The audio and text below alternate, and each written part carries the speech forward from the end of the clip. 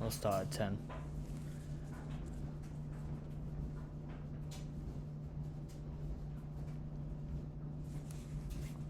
Start at 15. Infant preferences for toys, colours and shapes. Sex differences and similarities. This article was written by Jadva and others in 2010.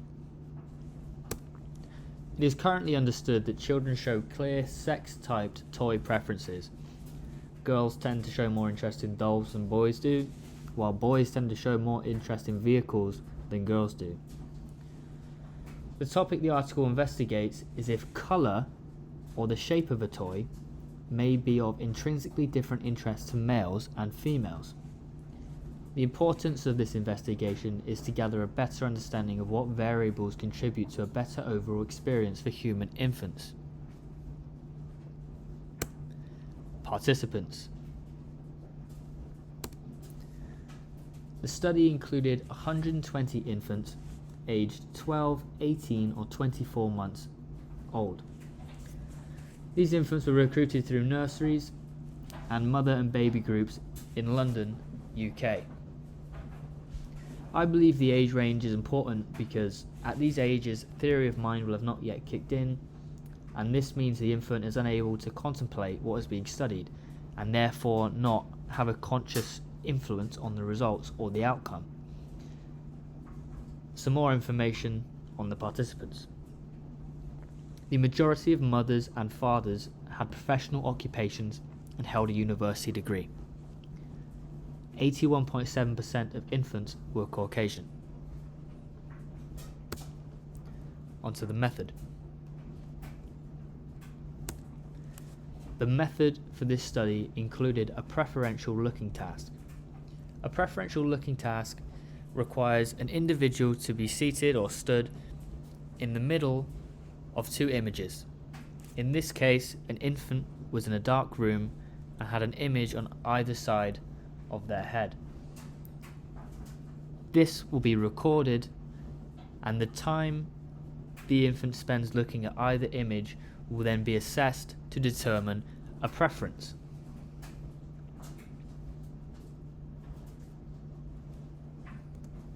Colour stimuli. 4 pairs of stimuli were used to evaluate the infant's preferences for colour. The idea here being that the stimuli would show a preference or lack of.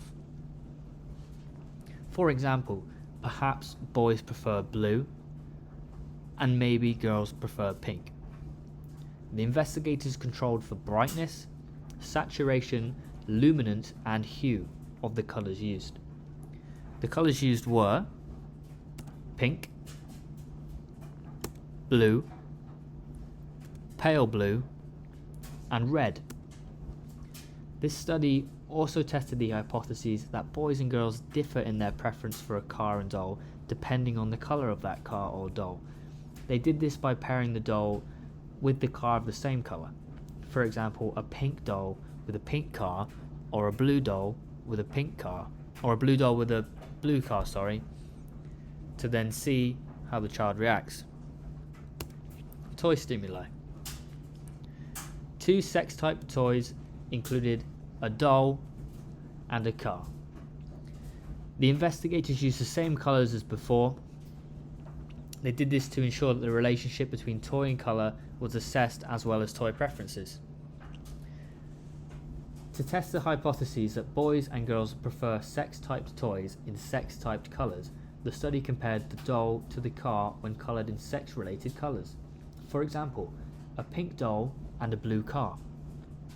Likewise, to test out the preference that sex-type toys would be weaker when they are coloured in opposite colours, the study would compare a blue doll and a pink car. Shape stimuli. 3 pairs of stimuli tested the hypotheses that boys and girls differ in their preference for angular shapes versus rounded shapes. The same method was used as with the colour stimuli, but all the shapes were white. The shapes included an angular triangle paired with a triangle with rounded edges, an angular star paired with a star with rounded edges, and an overlapping square and rectangles paired with an overlapping circle and oval, as shown on the slide.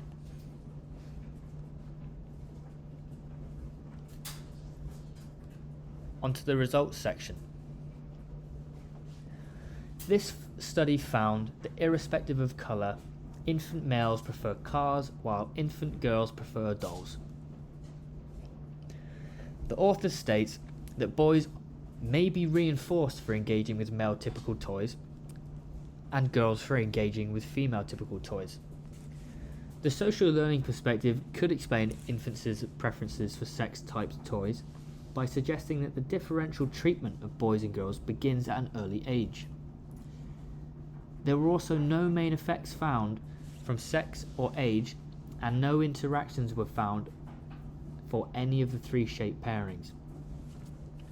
In my opinion, this is an unsurprising find, as I personally wouldn't expect shape to play much of a role irrespective of the infant's age or gender. Conclusion and discussion. It would be interesting if a gender-neutral toy study was implemented around the world, if variables such as colour would then become an influence. To be clear, the study does explain how, given the choice of an animal toy, the child is more likely to choose the animal that matches their subscribed gender colour. However, I still think more studies with this focus would be interesting and potentially beneficial. At this point, I would like to open questions to the class. Thank you.